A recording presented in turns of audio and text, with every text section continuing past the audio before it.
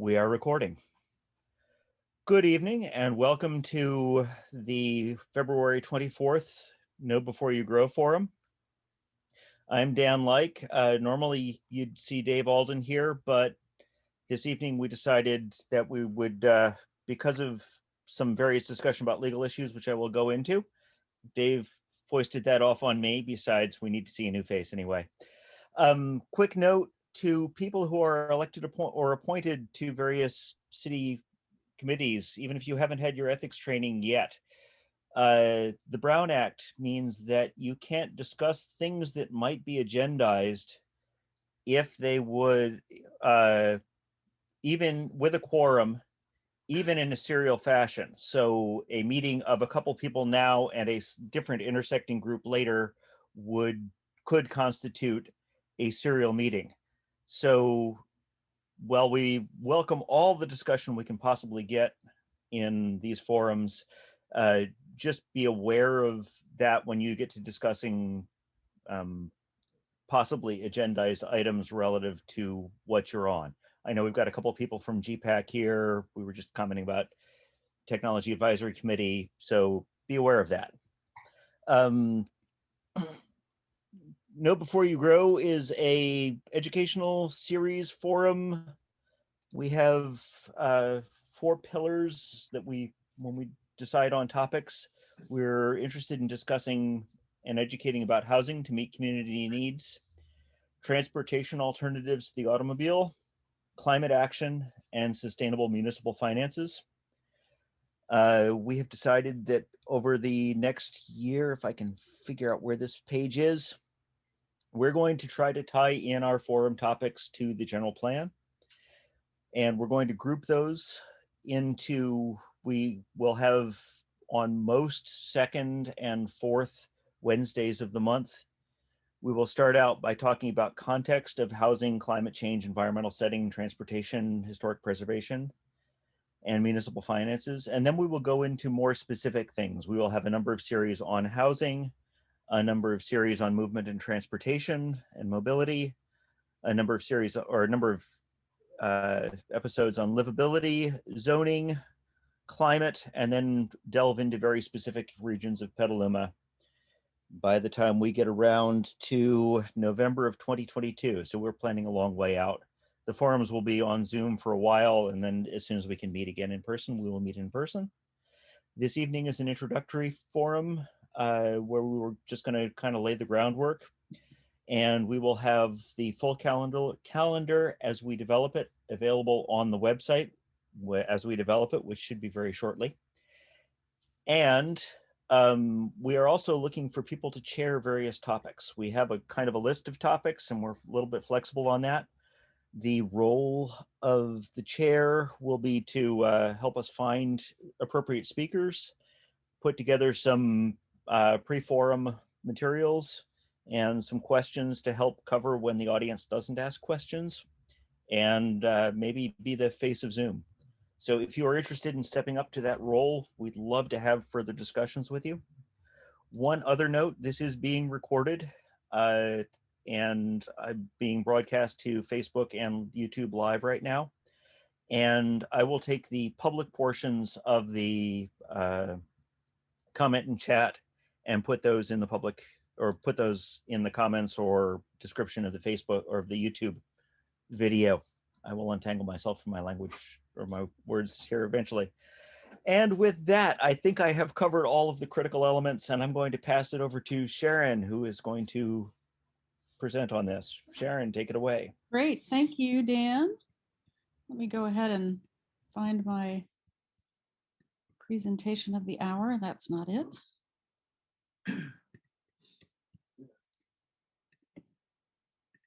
Just a moment to set up here. Okay, so as Dan mentioned, we are launching this series of educational forums, and this is our first.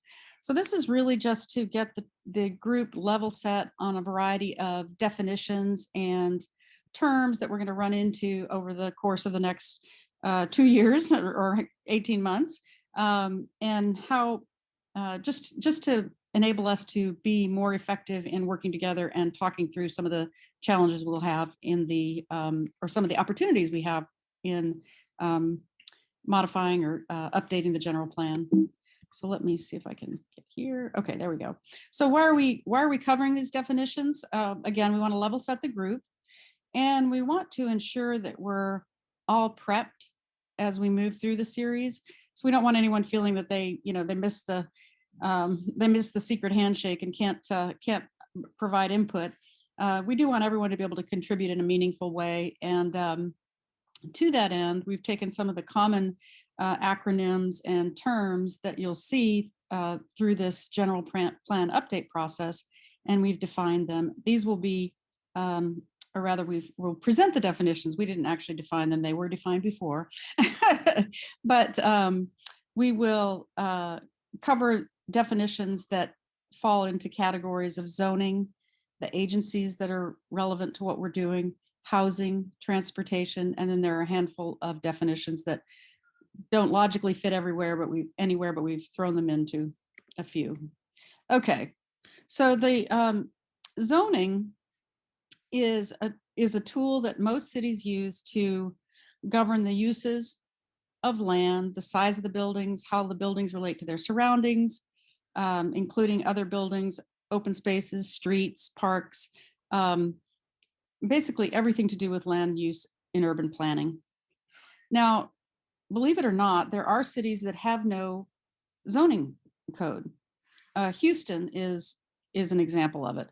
And if you take a look at what happens in Houston, you'll see that you could have a manufacturing plant right next to housing, and there's no prohibition in doing that.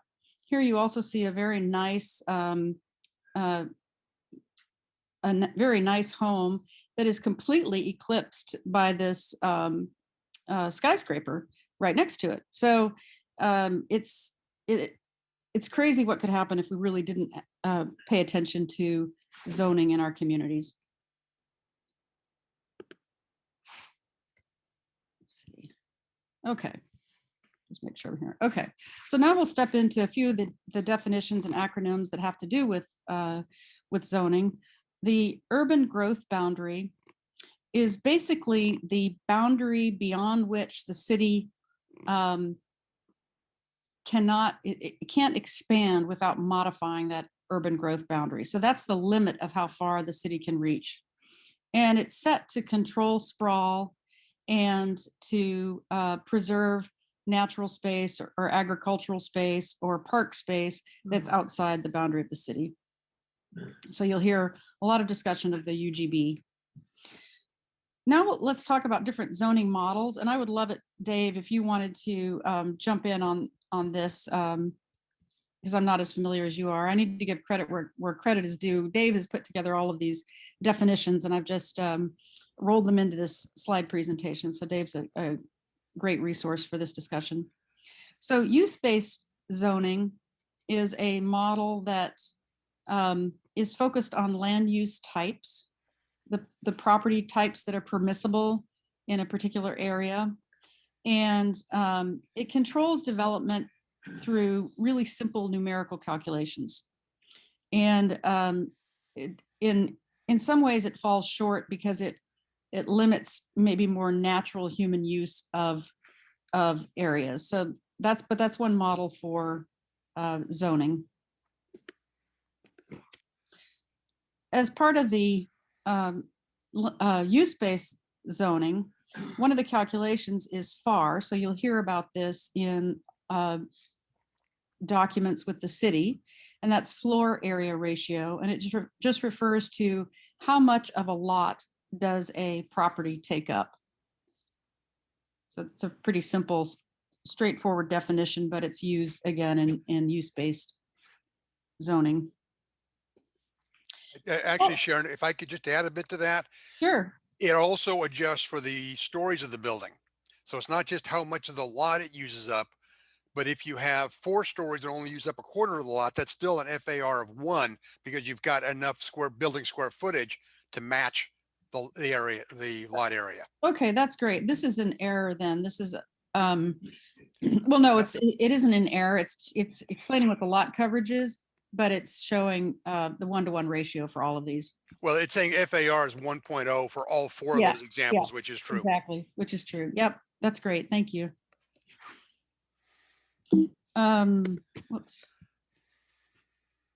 Okay, there's also form-based zoning, which is another model for zoning code that fosters better built results and better public realm or public space by using physical form rather than separation of uses in how you organize a space. So this is an alternative to the use-based zoning. And here's an example. This is from the public frontage standards for commercial sidewalks in Palm Desert, California. I just liked how it went through and explained the different zones so that you can think about what do those zones look like, how tall might structures be in those zones, but it's a nice, more human discussion of zones. You want to add something to that, Dave? Actually, let me give one quick example of use-based versus form-based. Great. Let's say you've got a really important downtown corner. A use-based zone might say it needs to be residential. You know, and then you'll talk about what the building looks like, but it basically starts from the it needs to be residential. A form-based would say it needs to be a 3 or 4 story building, and then we'll talk about what the use is. So it's just sort of a matter of what the initial filter you go through to decide what kind of building will go on the site. Does that Okay. make any sense? Yeah, that's a great way to think about it. So there's another way to think about zoning code, and it's in terms of transects. This is a little bit challenging for me to wrap my head around. So Dave and I talked about it earlier today. It's based on a concept from the natural sciences, which is basically as you progress through a landscape, the form and function of that landscape changes and what it supports changes. But at each stage, it's full, or each transect, it's fully supportive of what's there. So the same concept can be applied to urban planning so that you don't have, so for example, you don't have an urban center without some housing if that's what is needed in that transect. I'm kind of muddling this, but doing my best from a term that was new to me. But anyway, the idea is that you would support everything that needed to happen in that transect with a more definition of a more inclusive environment. Do you want to add some clarification to that, Dave? Yeah, one point I want to make is I know something we're going to be talking about as we move into the general plan is maybe how to create some neighborhood commercial. Mhm. You know, so the 15-minute neighborhood concept that's become such a big talking point during COVID, and justifiably so. I'm glad we finally got to it. In a use-based code, zoning code, you'd probably try to do that by saying, hey, there's a corner that I think would be good for commercial. Let's put a commercial zone on that lot so that we do get commercial at some point in the future. In a form-based code, let's say we're talking about the T4 zone here, which has some residential in it. We're more likely to say, hey, somewhere, in this zone, you can put commercial in as long as it's at least a quarter mile from any other commercial use. So you aren't saying exactly where it needs to go. It's going to depend on what developers want to do, what homeowners might want to change their home to. It's a more organic way of creating that neighborhood commercial that we hopefully want. Okay, great. Thank you. You bet. So now I'm going to shift into some other acronyms that are relevant to the planning process. The MTC, which we'll also get to, that's the Metropolitan Transportation Commission, has designated priority development areas in the San Francisco Bay Area. For Sonoma County, Petaluma, the central Petaluma, the downtown area has been designated as a priority development area.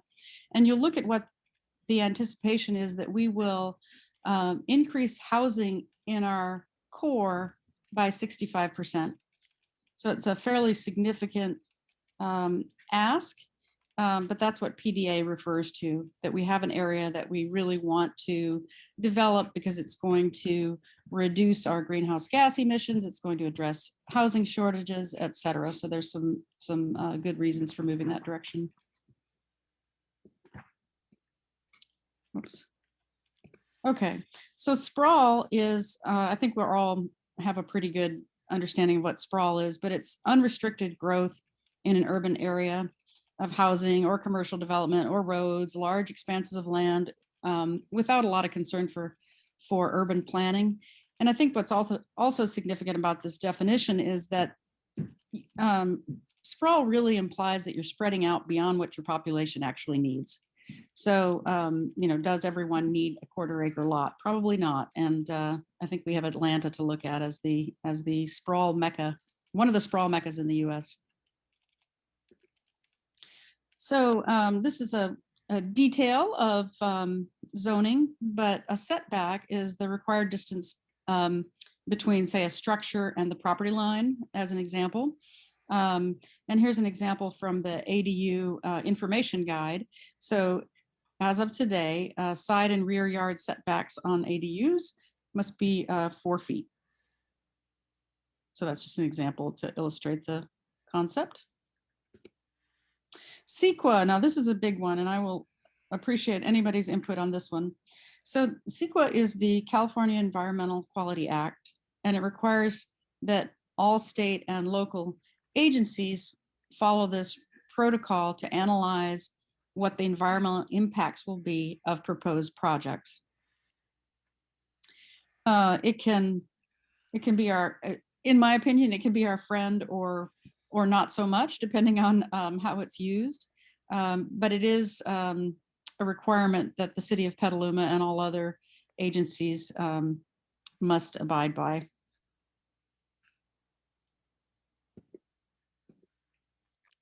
Okay, so entitlement, and Dave, I apologize, I couldn't come up with an image for this one. It's a tough one, I agreed. Yeah, but it's basically it's basically saying, okay, we understand the zoning for this property. Now we want to go through the steps of looking at exactly what we intend to build, and can this be permitted? Is this entitled based on our zoning codes or planning guidelines? Sort of the analog to that is a building permit or building versus zoning, but we'll come to that.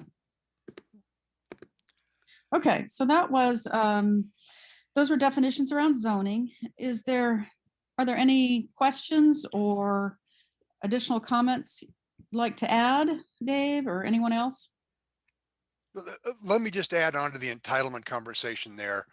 Sure. I know you're going to get the building permit shortly, but best way to think about it is if you want to build a widget factory on a piece of land in town, and widget factories aren't necessarily a permitted use. They're what's called a conditional use, meaning you have to go through the city. Once you've gone through the city, the process, CEQA, et cetera, and the city says, okay, you are now approved to build a widget factory, you're entitled. That's an entitlement. But that doesn't mean you can build it yet, because you need to go back and design the building and meet all the building code issues. That's a whole separate process. And when you get that approval, that's a building permit, and then you can begin actually building something. Does that make sense? Yeah, absolutely. So the entitlement has to do with basically permission to use the land in the proposed way. And then the building permit process is how it will actually, how the building will actually, what it will actually be. So we got a what and a how, maybe. Does that make sense? Just different steps of the process. Yep. Yeah. Okay, great. Okay, so we'll talk about a few agencies that also impact our discussion of the general plan. Good to understand who the players are. So the Association of Bay Area Governments, called ABAG, is it's partly a regional planning agency and partly a service provider to the municipalities. But basically, the idea is that we want to collaborate across our cities and towns to build stronger communities. So ABAG, in our case, encompasses the 9 Bay Area counties, including Sonoma. And then there are ABAG does come out with directions in a number of areas, so we'll get to that. Okay, the Metropolitan Transportation Commission, which you referenced earlier, is planning, financing, and coordinating agencies for the same San Francisco Bay Area counties. So this is about transportation, getting us up and moving. So that was it on the agency front. But now we'll dig into housing. This is quite a bit more involved as we'd guess. So we'll just step into it. And then Dave, please stop me as we go so we can make sure we're covering everything with good examples. Okay. RHNA, RHNA, and I've said that correctly, correct, Dave? Yes, you did. Okay. You're fine. So it's basically a process whereby the state says this is how much we're going to need in terms of housing in these different income categories. So that happens at the state level. And then ABAG at the local level distributes that share to the different communities. And this is actually, this excerpt, you can't really see it here, but this is the regional housing need allocation for Petaluma. And this is, I think this goes through 2023. So is that correct? I think so. That is correct. That is the one that is in the middle of expiring. The need to respond to the updated RHNA is the housing element of the general plan. It's what's driving the general plan to happen now. Okay. And we know that the number that we see here on this table of 745 units will be about 2,300 units in the new RHNA numbers. And that's causing a lot of heartburn at City Hall.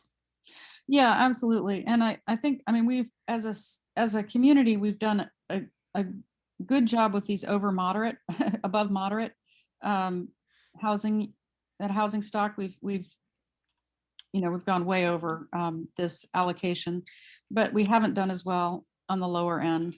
And the failure to meet these RHNA goals can result in loss of funding. So we really need to, like you say, Dave, there's an urgency to having this addressed. Okay. In the comments, Christina mentions that the new draft RHNA allocation is about 1,910 units. What is it? 1,910 units. So almost 2,000 units. Yeah, wow. And that's all categories? I would assume. Okay, thank you. So now let's talk about affordable housing. There are a number of ways this is bandied about, but affordable housing in the context of RHNA, for example, so if we take a look at this, this is what affordable housing is. It's housing meeting these very low income requirements. So that's affordable housing capitalized, truly meeting government regulations. Affordable housing is housing that's below that median income for your area. And this rent or purchase price is going to be determined by the local income levels and family size. So it's not that we are required to follow the same income levels of St. Louis, Missouri, but it's varies by the community. And this is an image of Logan Place, which is affordable housing on Petaluma Boulevard North. Okay, so affordable housing with lowercase h is really housing that's designed to be more affordable than other housing alternatives. And the 890 co-op on Petaluma Boulevard is an example of this. And the affordability is achieved in this case by smaller units. So less cost to construct, less cost to design, and less cost to buy, or less lower price. But this affordable, what's affordable housing lowercase may not even come close to addressing affordable housing uppercase. Would you add anything to that, Dave? Probably the one thing I'd say, and this goes back to the uppercase version, you know, some of the calculations that are involved is, let's say you have a family of 4, and it truly does vary depending on what size family you have. And in Sonoma County, a family of 4 median income is considered to be $70,000. I have no idea if that's right. I'm just saying that's right. Then it is assumed that for a family to be financially stable, they can spend no more than 30% of their income on housing. So you take a family of 4, you take 30% of that 70,000, that's 21,000. Divide that into 12 months of the year, and that's $1,750 per month is all. And so an affordable housing unit targeted for average median income can cost no more than $1,750 per month if you're renting to a family of 4. So it's all very numeric, all fits together, but that's just one example. Okay, no, that's great. And again, that 1750 is just based on your guess about what that median income target is. Absolutely, an assumption of a family of 4, and yeah, all sorts Yep. of assumptions there. Okay, great. Okay, so affordable housing, uppercase, lowercase, that'll be our shorthand. When we talk about affordable housing in these discussions, we can ask each other uppercase, lowercase. Okay, so an ADU, I think people are pretty familiar with these, but it's a secondary house, an accessory dwelling unit on a property, and it can either be a separate structure or it can be within the primary structure. And these have been encouraged more of late to address housing shortages. Before you leave that slide, Sharon, you really should say the middle one is the ADU that you built largely with your own hands. Yeah. Correct? Okay. Yes, it's true. Credit where credit's due. Yeah, thank you. And we have it rented. So, okay, so now we'll go into parking, bundled or unbundled, because parking has a huge impact on the cost of housing. And this is where I could really use your additional input, Dave, as one who's studied this, or Dan. But bundled parking is basically where the cost of the parking is included in the cost of buying or renting. And there are some analysis shows that if you're renting in a city and you don't have a car, 17% of what you're paying in rent is for parking that you won't use. So it has a significant impact on purchase and rental prices, bundled parking does, as compared to unbundled parking. But again, if you're, and this is the practice of selling or leasing parking spaces separate from the rent on the unit.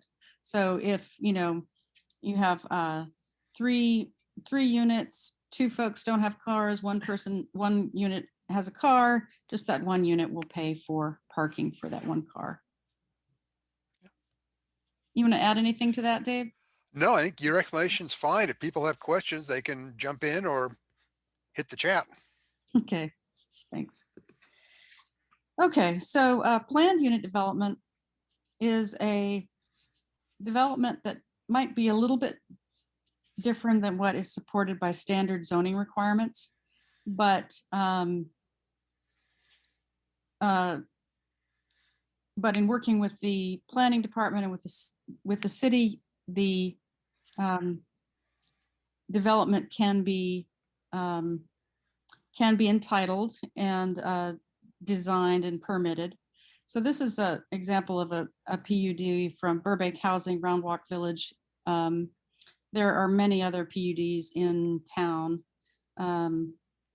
one my daughter just moved to, is a Morning Star development over on the east side. What I've seen typically, and you can, I'd love to hear from others, but I've typically seen that planned unit developments are more often than not created to allow houses to be closer together, more compact in how they're structured, so that they can house more people in less space. In practice, I don't think that's the definition of planned unit development, but that's what I've seen in practice.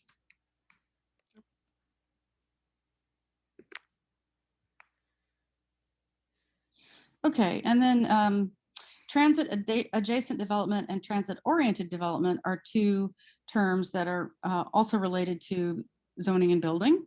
A transit adjacent development is a development that is near transit, but it doesn't do what it could do to be a transit oriented development. And in my opinion, the initial rendering of the Corona Station project was a transit adjacent development because it still provided for 2-car garages and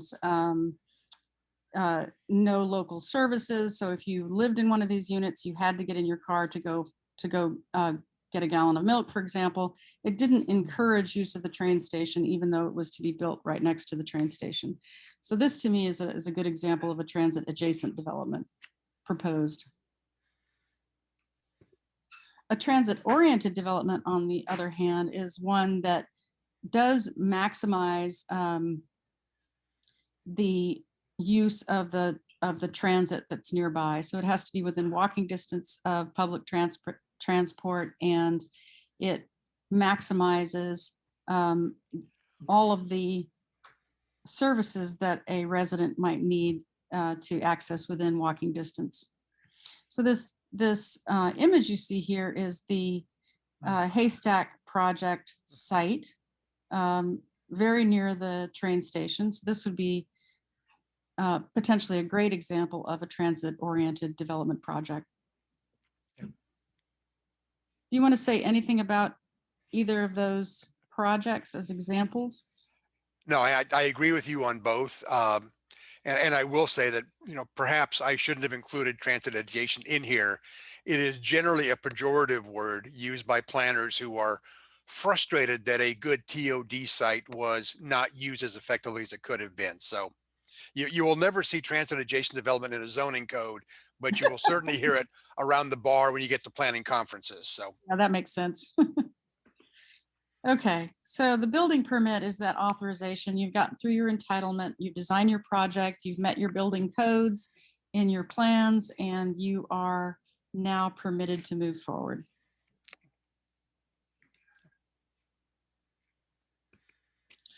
Facade, this is pretty well understood, but the facade is the principal front of a structure that looks out onto open space or the street. And these are the iron front facades on Western Avenue in Petaluma. Frontage refers to that boundary between land or building or road to which the building fronts. And here's an example of frontage road on 101. This is the Petaluma to Novato bike path frontage road. Did you mean it more in a building context, Dave? I did, or a lot line context, but Okay. The different kind of frontages. That's fine. Okay. All right. So the next category, is there anything we want to talk about in the housing space? Any questions or definitions we haven't covered? I would just encourage people in general, if there are things they think we should have mentioned, they don't want to bring it up right now, put it in the chat box, email us, do whatever. We are going to have this set of definitions on the Urban Chat webpage, and let's make sure we cover everything that you might want to know about land use planning. Great. Okay, so transportation, level of service. This is a system that road engineers use to measure basically the throughput of cars. So it's a very car-centric measure to say, are we getting our cars through, where we need them? And it's not focused on livability. It's not focused on humans. It's focused on just getting the cars moving and keeping them moving. It was the qualitative measure for traffic engineering or road engineering for a good while. It has changed though, and now we've adopted what's called, oh, is that a bomb?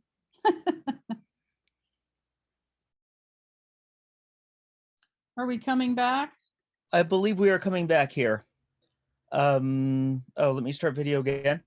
Apologies for that. I think I found and kicked the person out, and hopefully we're back to normal. Okay, thanks, Dan. So, yep, firsthand experience of the Zoom bomb now.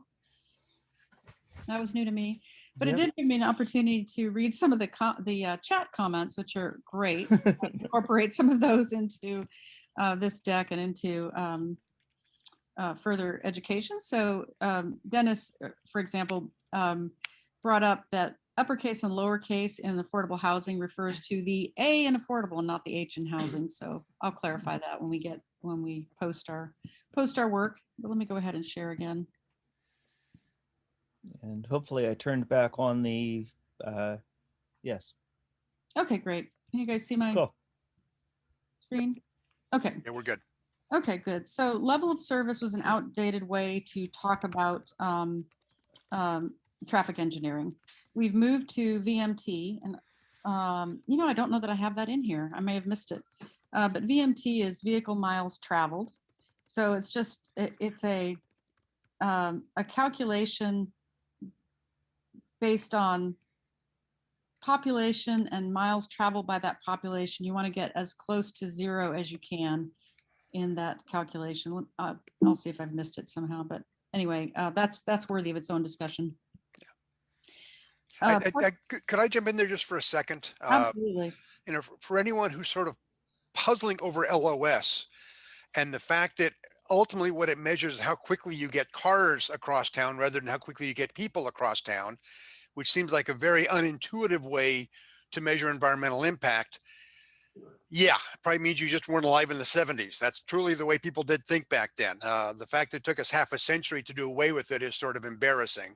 Mm-hmm. And then when you get to VMT, really what we aren't trying so much to get to zero. Zero would be lovely, but it's sort of like whatever development we do in the future should have a lower VMT per home than we did in the past.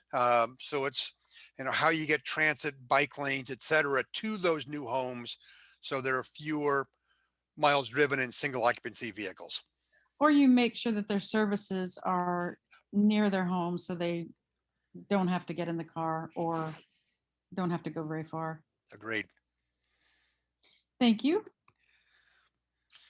Now we'll talk a little bit more about parking. Parking demand management refers to how do you allocate and make best use of the parking you have available. We had a interesting KBYG forum that discussed this probably a year and a half ago now. But in preparation for the forum, our speaker went around town and took pictures of parking in downtown Petaluma. And this was before COVID. So people were out and about. So what he found was that Keller Street Garage in the evening was way underutilized, but there were still complaints that there's no parking downtown because people weren't able to find something in front of the business they were visiting on Kentucky Street. So parking demand management has to do with incentivizing certain types of users to use the parking that is available, that is intended for them. So if you want someone to go, quickly in and out of a shop, then you're going to have, 1 hour parking in front of that shop, and you're going to encourage those folks that want to be around for longer to drive into the Keller Street garage, for example. You can probably give us a better example, but that's the idea. No, that's certainly a good place to start, and we certainly see a lot of timed parking areas in Petaluma. Another very typical strategy, although not one used in Petaluma at this time, is parking meters.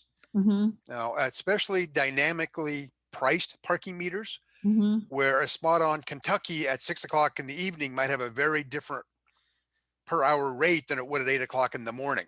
It's just a way of, ensuring that there's always a parking place or two available when you want to go visit a store, although it may cost you more to, for the meter than it would have other times of the day. And then the single best parking demand management tool is unbundled parking. If you make people pay extra to have a parking place, they're going to decide maybe they don't need that second car nearly as much as they did. And the parking garage for the residential project, let's say, can be smaller, which is good for everybody. So a lot of different tools, but those are the big ones. Thanks. Thank you. So this is okay. This is a discussion of bike path classes, and I have always found this a little bit confusing. And as I dug into it today in preparation for this forum, I realized why it's been confusing to me. If you take a look at these definitions, you'll see that they're not really in the order of best for bikers.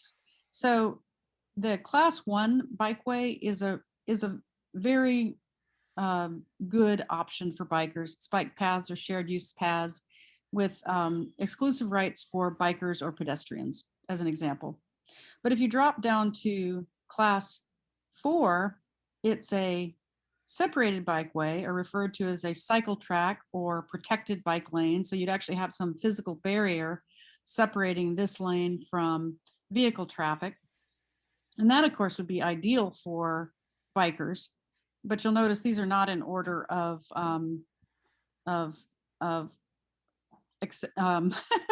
Desirability.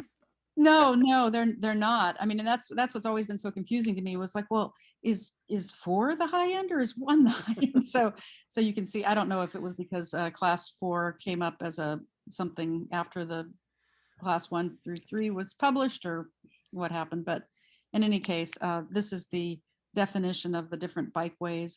We're not using bike boulevards in Petaluma. This is class 3B. We are using a lot of these class 2 bike lanes, and they're defined by striping or signage. If you're an avid biker, these are a little bit scary. There's some of the areas that we think are good for these share arrows really are a little dangerous for bikers. In any case, these are classes of bike paths. So when we talk about bikeways and developing our communities around alternative transportation options, this will give you the vocabulary to talk about the bike paths.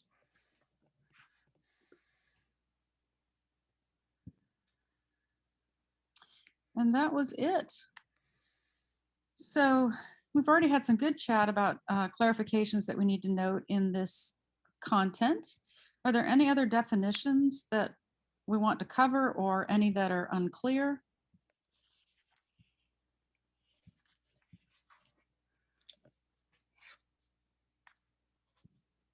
I am certain that definitions will come up in various other places. It was also suggested, we came out almost exactly at 7:45 or 7:46, and we were going to make an announcement at 7:46 that please stick around for discussion. We'll probably hang out and chat for another 45 minutes or so, at which point we're all going to say this is too dang much and it's time to go on. But also don't feel obligated to hang on. Nobody is keeping attendance or going to mark you down. Put that on your permanent record. Thanks, Dan. Yeah, so folks do want to exit. This is a fine time. Yeah. So I wanted to acknowledge again that Dave did all the work to put these definitions together, and you can see I was stumbling a little bit to speak to them all, but we were awaiting clarification of our responsibilities around the Brown Act, and so I jumped in to save Dave from that potential conundrum. So Suzanne asks how we're going to break out the various aspects of the planning process. And I'm going to duck back over to see if I can find the organization of the list. Yeah, let me here. stop sharing and then you can share that. People can see me. That's going to be horrifying. So what I see is that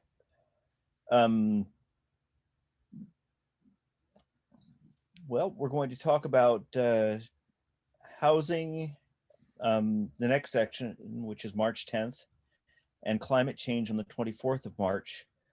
I'm not sure when we're going to do a particular deep dive into planning and zoning. Dave, maybe you want to top in. Oh, there it is. 11 of May, 2020. I mean, 2022.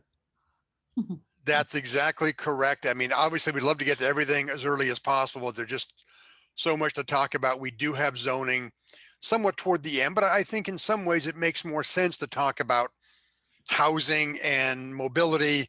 And then sort of once you've reached an agreement on what it is you want to accomplish, then talk about the tools that are out there to accomplish it. So. Yeah, I think that's a good way to think about it. And I think the intention is to have these forums be short and sweet so that we can keep them moving and folks can, make time to attend. Yeah. And I think one of the other things early on, we had somebody ask about in the chat about breakout discussions. Know Before You Grow is, I'm not sure how all of these various organizational structures break down, but I refer to myself as an accidental co-founder of Petaluma Urban Chat because it happened because Dave was writing some blog posts. I said we should get together for lunch, and then I posted on my public media feed that other people, or social media feed, that other people should join us. So various of us have historically gotten together to talk about topics related to urban planning and the process of how the city works in a less formal environment. I am open. I'm completely zoomed out. On the other hand, I'm also open to more of such discussions, especially in the context of planning more Know Before You Grow forums. And the only reason that I am the center of as many Zoom communities as I am was that I was the first guy to lay down $15 a month to buy a Zoom session.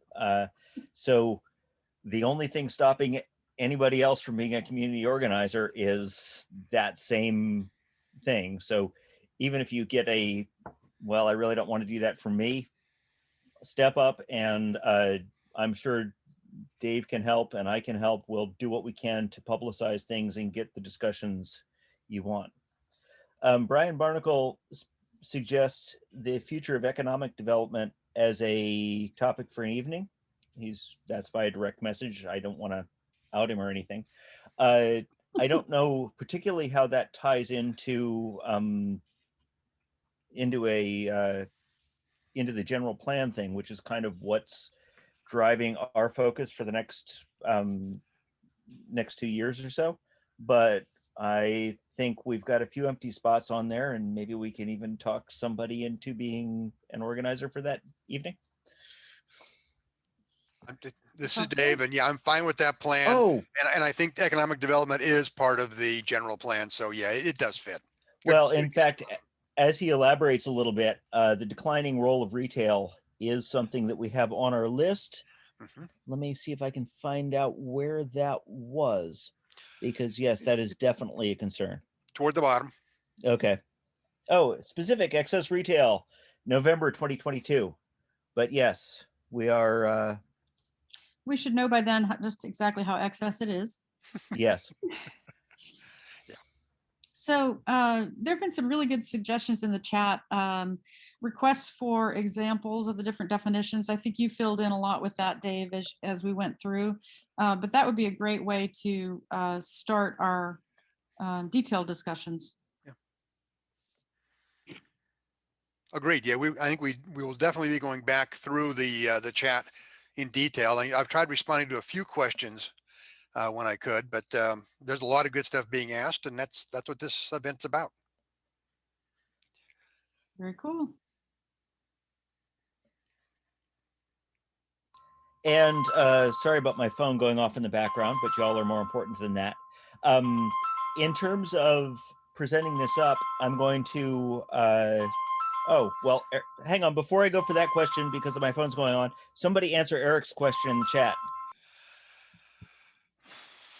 I would say walkable community by itself is not a formal planning term, but the concepts behind walkable community, wide sidewalks, good street vistas, safety for pedestrians are all things that are effectively included in a good zoning code, a good general plan. Also services that are near so that walking makes sense. Destinations.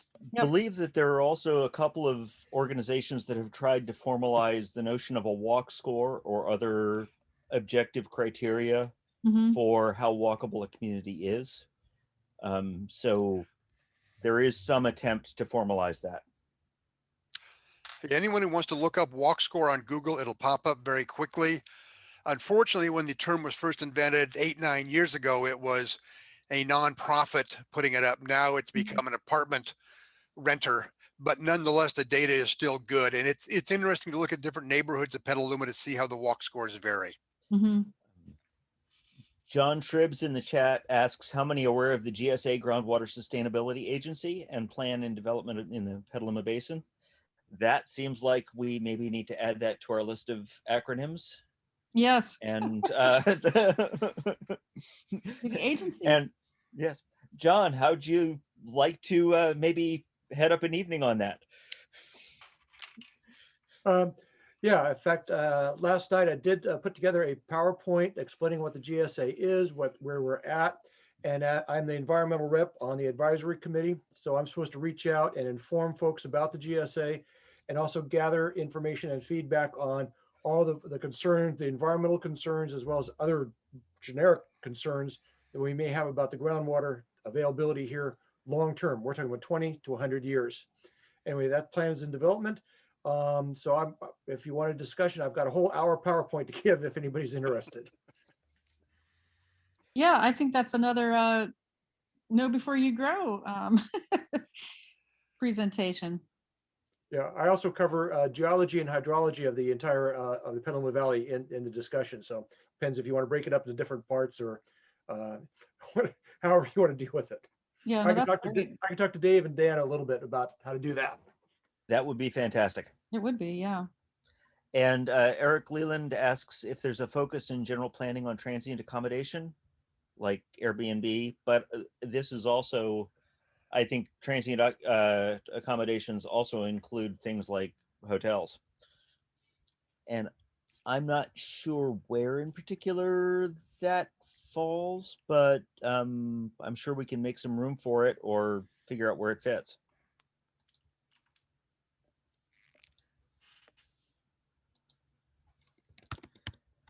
And the just general housekeeping thing I was going to ask before my phone so rudely interrupted was I should probably go back in and edit out that Zoom bomb when I post this video. So I'll go do that.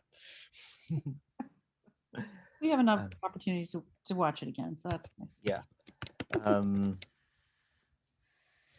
Let's see. And Suzanne suggests water and sewage capacity may need to be included. I suspect, though I'm not sure, that water and sewage capacity are often kind of in response to the general plan. But yes, certainly making sure that those things are available as the city grows and that the form of the city as it grows is necessary. And I will go back and look and see if I can help Dave figure out where we fit that in our list. Okay, thank you. Very cool. Shoot, I just volunteered, didn't I? Damn it. Mhm, you did.